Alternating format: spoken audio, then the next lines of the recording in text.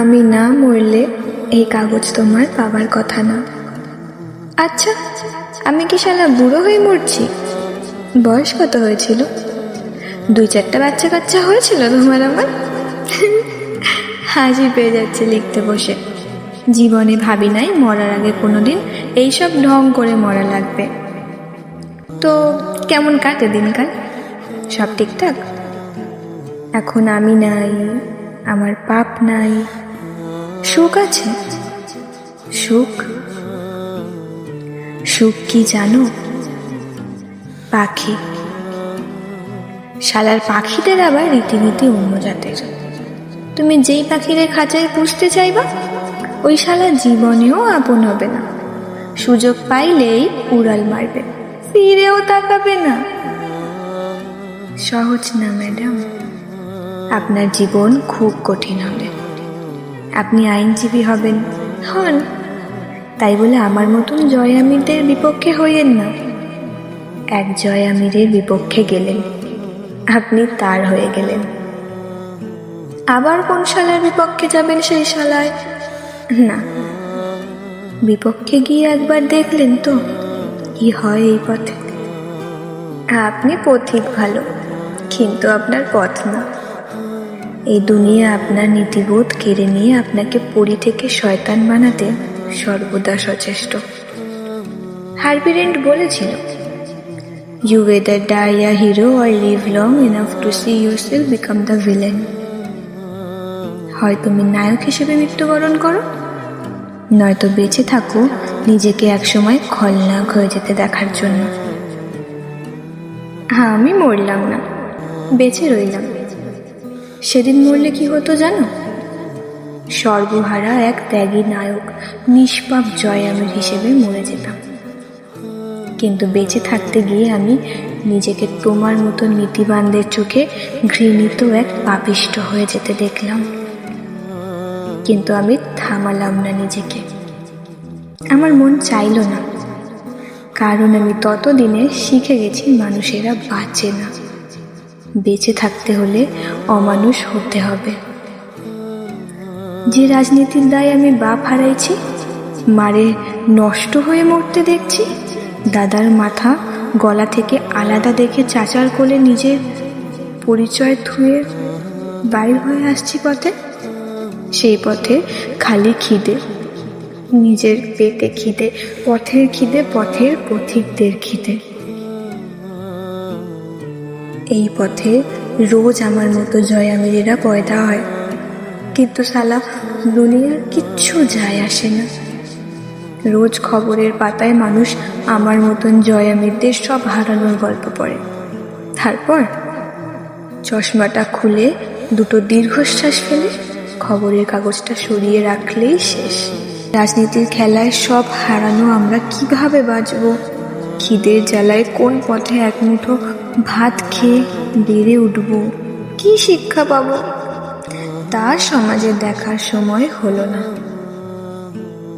কিন্তু যখন কিছুকাল পর এই আমরা জয় আমির হয়ে সমাজের সামনে হুমকি হিসেবে দাঁড়াই, তারা তখন ভাবে এই অমানবিকেরা কারা? এদের নীতিজ্ঞান নেই কেন? মনুষ্যত্ব কোথায়? এদের জন্ম কিভাবে হলো? এরা এত ক্ষুধার্ত?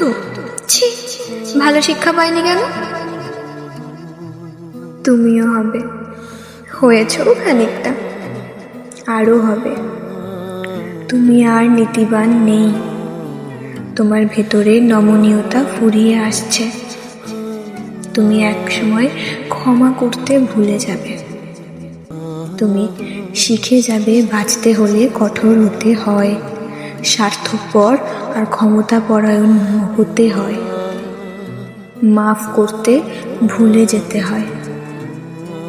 বুকের সব হারানোর ব্যথা দমিয়ে রেখে বেশিক্ষণ অহিংসার বুলি ছাড়া খুব কঠিন জুনিয়র। চট করে নীতির সুতো ছিঁড়ে প্রতিশোধের আগুন দাউ দাউ করে জ্বলে ওঠে। তখন মানুষ আর মানবিক থাকে না, জয় আমির হয়ে যায়। তুমিও ধীরে ধীরে জয় আমির হয়ে যেতে পারো। মানুষ তখন তোমার নিষ্ঠুরতায় ভয় পাবে, রেগে যাবে মনে মনে, মানুষ ব্যথা পেতে পেতে যেদিন ব্যথা সওয়ার ক্ষমতা লাভ করে, সেদিন থেকেই সে মানুষের ব্যথা অনুভব করার ক্ষমতা হারায়। যা নীতিবানদের চোখে অমানবিকতা। শোনো জুনিয়র, তুমি ভাবো তুমি অন্যায় দেখে অন্যায় সয়েও সৎ থাকতে পারবে। তুমি ভুল। দুনিয়া ভালো না। আমার অভিজ্ঞতা বেশি। একটা যুক্তিহীন সত্যি শোনো, সৎপথ মানুষকে অসৎ বানায়। সৎ থেকে তুমি শুধু হারাবে। তাতে তুমি সততার উপর বিশ্বাস হারাবে, দ্বিধায় পড়বে। তারপর তুমি সৎ অসতের পার্থক্য ভুলে যাবে। কারণ ওই যে বললাম, বুকের হাহাকার নীতির চাইতে বেশি শক্তিশালী। মানুষের বিবেক ধ্বংস করতে ওর একবার নড়ে ওঠাই যথেষ্ট। নিজের ভাগ্য নিজেকে লিখতে হয়, আর তারপর সেই ভাগ্য লেখক ছোটে মানুষের ভাগ্য নষ্ট করতে। এটা নীতি। এসব আমার নীতি। তোমার সাথে মিলবে না বোধহয়। আমাদের বড় ঘরে এক বিপ্লবী আছে, তোমার তার সাথে দেখা হবে না। তার সাথে মেলে নাই। সে আমার মতো খলনায়ক হয় নাই, সে বিপ্লবী হয়েছে। তুমিও হয়তো সেই পথেই যাবে, কারণ তোমার এক পর্যায়ে বাধ্য হয়ে অন্ধকারকে গ্রহণ করেছ। আমি অন্ধকারে জন্মেছি, আমি অন্ধকারে গড়ে উঠেছি। এক পাশের পৃষ্ঠা শেষ। এবার আরো ছোট ছোট অক্ষরে লেখা লাগবে। কত দিন পর এতখানি বাংলা লিখলাম, হাত কাঁপতেছে। বাতাসে পৃষ্ঠা উঠতেছে খুব। আরো সমস্যা। আমি এখন কোথায় জানো? 21 তলার ছাদের ওপর পা ঝুলায় বসে আছি। খাতা কোলের ওপর, মোবাইল গালে ধরে ফ্ল্যাশ অন করে লিখতেছি। বিল্ডিংটা পলাশের চাচার। ওই ভেড়া সোদারে মারছি 8 ঘন্টা খানিক হবে। জানটা দিল একটা ভুলভাল আবদারে। তোমাকে সেবার দেখলাম ভার্সিটির মাঠে, অন্তিকের বোন, এনাফ জুনিয়র এক চিংড়ি। শালি আমারে পাত্তাই দিল না। হামজা ভাইরে বলি নাই, ছোট্ট এক জুনিয়র মেয়ে আমার সাথে এত বড় দুঃসাহস দেখায় চলে গেল। তা কাউকে বলা যায় না। যা কাউকে বলা যায় না, তা কোদাল হয়ে মন খুঁড়তে থাকে। বুঝলে? আমি সেই রাতে 2.5 বোতল মাল এক চুমুকে শেষ করে একেবারে বেহেড হয়েছি। এরপর রাতে স্বপ্নে দেখলাম তোমার সাথে ঘুরতে গেছি এক মরুভূমিতে। এত মাল খেয়ে ঘুমাইছি, তাও শালা স্বপ্নে মরার পিপাসা পাই। তুমি গেছো পানি খুঁজতে, কিন্তু পানি খাওয়ার আগেই এক ধূলিঝড়। আর তোমার খোঁজ নাই। তুমি ধূলিঝড়ে তছনছ। আমি পিপাসা নিয়ে ঘুম থেকে জেগে উঠলাম। ফজরের আজান হচ্ছে তখন। জ্বর আসলো সেদিন সকালে আমার। এক সাক্ষাতে এইরকম মারাত্মক স্বপ্ন যে চেংড়িদের নিয়ে দেখা যায়, তার পিছু ছাড়া যায় না। কিন্তু বিশ্বাস করো জুনিয়র, আমার কোনো প্ল্যান ছিল না তোমারে বিয়ে করার। প্রশ্নই ওঠে না। আমার বিয়ে করার কথাই ছিল না, অন্তত তোমার মতো সাদা পায়রারে। করলে তরুরে করা লাগতো মনে হয়, হামজা ভাইয়ের ইচ্ছায়। তোমার জন্যে জয় আমির না। জয় আমিরদের জন্যে কখনোই তোমাদেরকে বানানো হয় না। সব অপরিকল্পনায় হয়ে গেছে। কসম, আমি বিশ্বাসই করি নাই আর্মিনরে আমি বিয়ে করছি। এই জন্য নিজেরে মানাইতে 2-3 দিন তোমার বাপের বাড়িতে তোমারে দেখতেও গেছিলাম, সত্যি এই ধরনের ঘটনা ঘটে গেছে কিনা। তো যা বলার জন্যে এইবার লিখতে বসা। অপরিকল্পিতভাবে যে অঘটন ঘটে গেল, তার আবার একটা শর্ত বাকি রয়ে গেছে। তোমার আমার বিয়ে ইসলাম মতে হয়েছে। ওইখানে দিনমোহরের কথা উঠছিল। আমি জানতাম ছাড়ার সময় এটা দেওয়া লাগে, কিন্তু কাজী শালা বলল এইটা তোমার হক, আদায় করে দিলাম। তোমার দেনমোহন শোধ।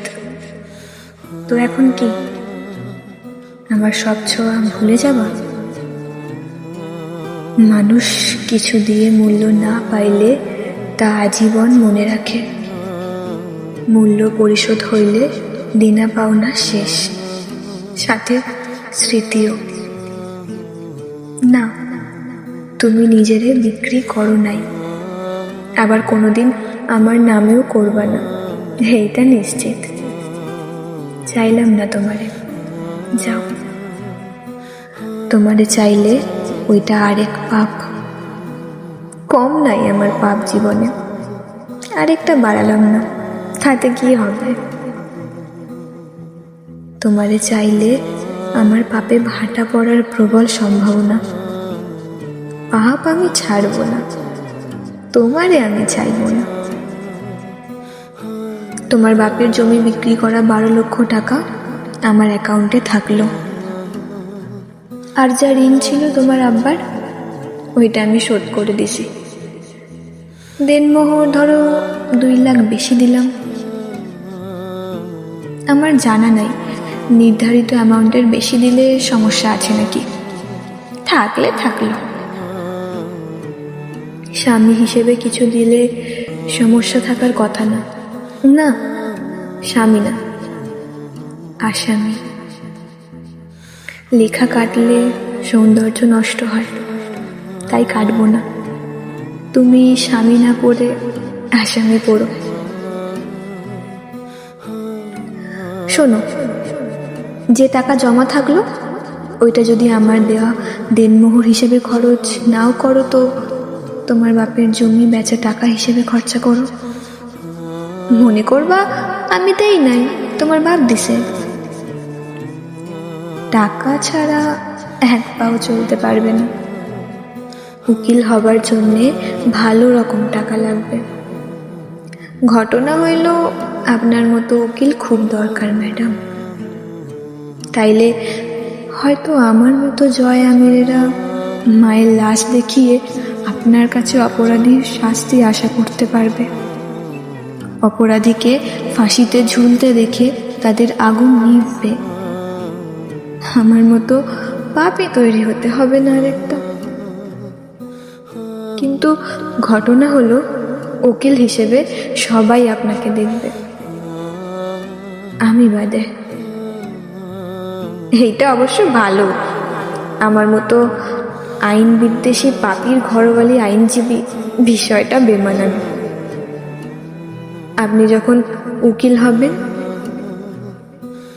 ততদিন আমি থাকবো না বোধহয়।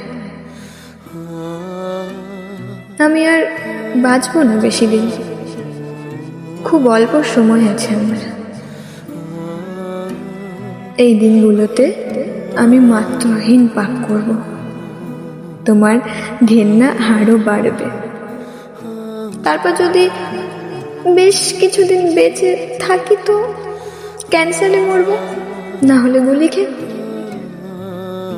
আমি মরার পর আমিরদের একটা উত্তরাধিকারী দরকার, তাই মরার আগে জিন্নাকে খুঁজে বের করার কাজটা বাকি। আর ওকে খুঁজতে খুব ভয়াবহ কিছু পাপ করা লাগবে আমার, এরপর শেষ। পাপ থামাতে হলে পাপীকে মরে যেতে হয়। এমনিতেও রক্তের অবস্থা খারাপ, ব্লাড সেলের পেছন মারা গেছে, বোন ম্যারো ড্যামেজ। বেদম মার খাওয়ার পর কোনোবার ঠিক মতো চিকিৎসা করা হয় না। ক্যান্সার না হইলে আমি অলৌকিক মানুষ হয়ে যাইতাম। মেলা সমস্যা শরীরে, এখনো মাংসের ভেতর কামড়াচ্ছে। শরীর ভালো না, জ্বর আসবে মনে হয়। জীবনে ভালো আমি হইতে পারতাম, হইলাম না কেন জানা নাই। আমির পরিবারে বড় বাবা ছাড়া কেউ আমার মতন ছিল না। সবচাইতে বড় দ্বন্দ্ব কোথায় লাগছে জানো? আমি পাপ করতে না চাইলে দুনিয়া ছাড়তে হবে, আর বেঁচে থাকলে আমি পাপ ছাড়ব না। আমার কাছে পাপের কারণ নাই, কিন্তু খুন আবার মদের মতন। প্রথমবার জোশে এক ভোগ গিললে পরের বার নেশায় এক বোতল লাগে। এরপর হাতের বাঁধন ছুটে গেলে আর বিবেক কাজ করে না। আর আমি তো রক্তে অভ্যস্ত খুব ছোটকালে। আমার কাছে পাপ পাপ না, আমি পাপ পুণ্য বুঝি না। তো ঘেন্না টেন্না করো তো এখনো নাকি? বেশি করার দরকার নাই, আমার ইগোতে লাগবে। তবে শেষ হওয়া যাবে না কিন্তু, ওইটুকুই আমার। আর কিছু নাই তোমার কাছে আমাকে দেওয়ার মতন। তুমি নিজেই কাঙাল, কিচ্ছু নাই আমার জন্য তোমার কাছে। তোমার ওই ঘৃণাটুকু আমার থাকলে ক্ষতি নাই। আমি নিজেই জীবনে আমার থেকে পরিবার কেড়ে নেওয়া আসামিদের ক্ষমা করি নাই, তুমিও করো না। এইখানে আমার তোমার নীতির মিল থাক।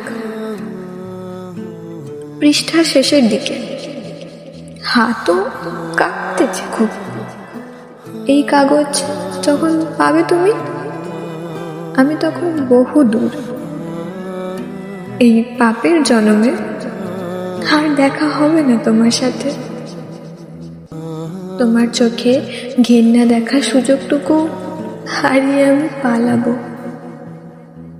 আমার তীর্থযাত্রা খুব সামনে। এখন একটা গান মনে পড়তেছে।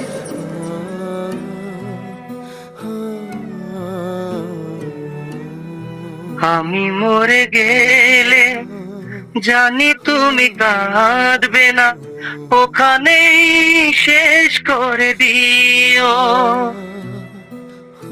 চাইবো না কিছুই তোমার, শুধু মনে রেখো কোনো একদিন ভালোবেসেছিলাম তোমার।